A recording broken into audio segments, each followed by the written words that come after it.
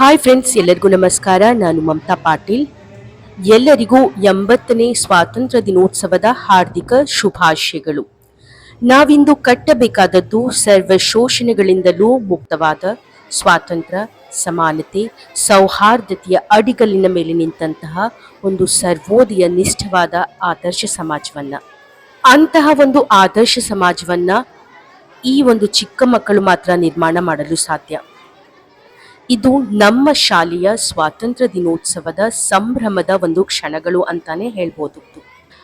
ಭಾರತದಲ್ಲಿ ಬಹಳಷ್ಟು ಜನರಿಗೆ ಸ್ವಾತಂತ್ರ್ಯ ದಿನೋತ್ಸವ, ಗಣರಾಜ್ಯೋತ್ಸವ ದಿನ ಅಂತ ಅಂದರೆ ಒಂದು ಹಾಲಿಡೇ ಅಂತ ಆಗ್ಬಿಟ್ಟಿದೆ. ನನ್ನ ಪ್ರಕಾರ ಇಂದಿಗೂ ದೇಶಭಕ್ತಿಯನ್ನು ಕಾಪಾಡ್ಕೊಂಡು ಬರ್ತಾ ಇರೋದು ನಮ್ಮಂತಹ ಶಾಲೆಗಳೇ ಅಂತಲೇ ಹೇಳ್ಬೋದು. ಪ್ರತಿ ಶಾಲೆ ಮಕ್ಕಳಲ್ಲಿ ಈ ಒಂದು ಪೇಟ್ರಿಯಾಟಿಸಮನ್ನು ಹುರಿದುಂಬಿಸಲಾಗುತ್ತೆ. ಇಂತಹ ಸಂದರ್ಭಗಳೇ ನಮ್ಮನ್ನೆಲ್ಲ ಒಟ್ಟುಗೂಡಿಸುತ್ತೆ. ಶಿಕ್ಷಕರಾಗಿ ನಾವು ಮಕ್ಕಳಿಗೆ ದೇಶಭಕ್ತಿ ಬಗ್ಗೆ ಹೇಳ್ಕೊಡ್ತೀವಿ. ಅದಾದ ನಂತರ ಕಾಲೇಜ್ವರೆಗೂ ಆ ದೇಶಭಕ್ತಿ ಕಂಟಿನ್ಯೂ ಆಗುತ್ತೆ. ಅದಾದಮೇಲೆ once you are at work, ನಿಮಗೆ 15th August, 26 January ಅಂತ ಅಂದರೆ ಅದು ಒಂದು ಹಾಲಿಡೇ, ಗೆಟವೇಗೋಸ್ಕರ ಒಂದು ವೇಟ್ ಮಾಡುವಂಥ ದಿನ ಆಗುತ್ತೆ.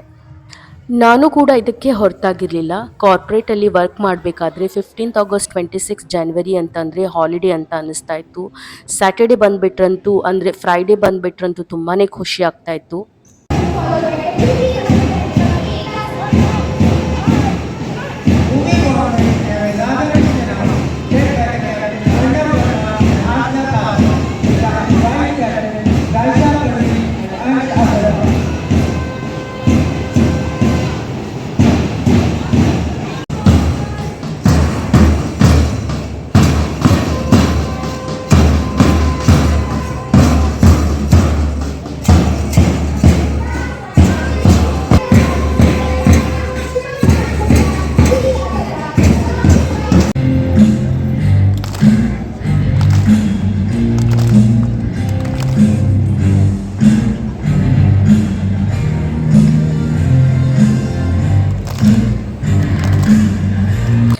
ಆದರೆ ಈಗ ಅನಿಸೋದು ಏನು ಅಂತಂದರೆ, ಅಟ್ಲೀಸ್ಟ್ 15th August, 26 Januaryಗಾದರೂ ನಮ್ಮಲ್ಲಿನ ಒಳಗಿನ ದೇಶಭಕ್ತ ಏಳಬೇಕು ಅಂತ. ನನಗನ್ಸೋದು ಮಕ್ಕಳಲ್ಲಿ ಎಷ್ಟು ದೇಶಭಕ್ತಿ ಇರುತ್ತಲ್ಲ, ನಾವು ಬೆಳೀತಾ ಅದು ಕಮ್ಮಿ ಆಗ್ತಾ ಇದೆ, ಇನ್ನೂ ಕಮ್ಮಿ ಆಗ್ತಾ ಇದೆ. ರೀಸೆಂಟಾಗಿ ಒಂದು ಇನ್ಸಿಡೆಂಟ್ ಹೇಳ್ತಾ ಇದ್ದೀನಿ. ನಮ್ಮ ಸ್ಕೂಲಲ್ಲಿ ಇಬ್ಬರು ಮಕ್ಕಳು ಹೊಡೆದಾಡ್ತಾ ಇದ್ರು. ನಮ್ಮ ಕ್ಲಾಸಿನ ಅಂದರೆ ನನ್ನ ಕ್ಲಾಸಿನ ಮಕ್ಕಳು. I call them, I asked why are you fighting. ಅದಕ್ಕೆ ಒಂದು ಹುಡುಗ ಹೇಳಿದ, ಮ್ಯಾಮ್ ಇವನು ಆಸ್ಟ್ರೇಲಿಯಾ ದೇಶ ಇಂಡಿಯಾಗಿಂತ ತುಂಬ ಚೆನ್ನಾಗಿದೆ, ಇಂಡಿಯಾದಲ್ಲಿ ಏನು ಕೆಲಸ ಆಗ್ತಾ ಇಲ್ಲ ಅಂಥೇಳಿ. ಐ ಆಸ್ಟ್ ಹಿಮ್, ನಿನ್ಗಿದು ಯಾರು ಹೇಳಿದರು ಅಂಥೇಳಿ. ಅದಕ್ಕೆ ಅವನು ಅವರ ಮನೆಯಲ್ಲಿ ನಡೀತಾ ಇರುವಂಥ ಕಾನ್ವರ್ಸೇಷನನ್ನು ಕೇಳಿ ಹೇಳ್ತಾ ಇದ್ದ.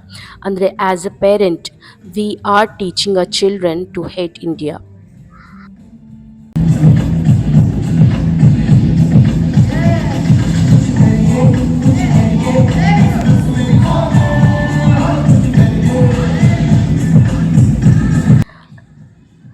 ಈ ರೀತಿ ಸ್ಟೇಟ್ಮೆಂಟ್ ಕೊಡೋದಕ್ಕೆ ತುಂಬಾ ಕಾರಣಗಳಿರ್ಬೋದು. ಚೈನಾ ಇಂಡಿಯಾಗಿಂತ ಬೆಟ್ರ್ ಆಗಿದೆ, ಅಥವಾ ಆಸ್ಟ್ರೇಲಿಯಾ ಚೆನ್ನಾಗಿದೆ, ದುಬೈ ಚೆನ್ನಾಗಿದೆ, ವಾಟ್ ಎವರ್. ಆದರೆ ನಮ್ಮ ದೇಶದಲ್ಲಿರುವಂಥ ಒಂದು ಫ್ರೀಡಮ್ ಬೇರೆ ಯಾವ ದೇಶದಲ್ಲೂ ಇಲ್ಲ.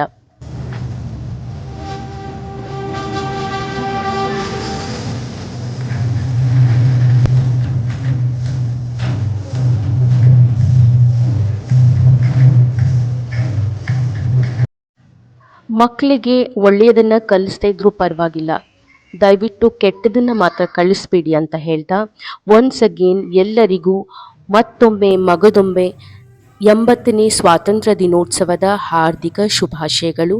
ಜೈ ಹಿಂದ್, ಜೈ ಭಾರತ್.